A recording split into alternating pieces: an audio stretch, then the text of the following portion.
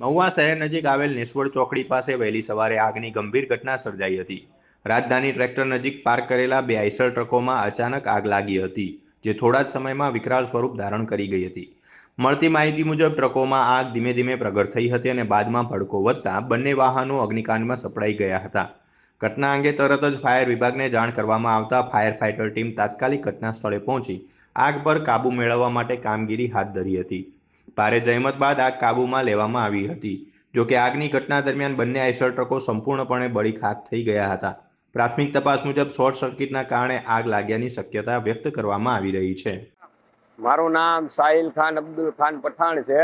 નેસવડ ચોકડીની આગળ રાજધાની ટ્રેક્ટરની બાજુના ખાંચામાં મારી બંને ગાડી પડી હતી અને અચાનક શોર્ટ સર્કિટ થવાના કારણે બંને ગાડીમાં આગ લાગી છે।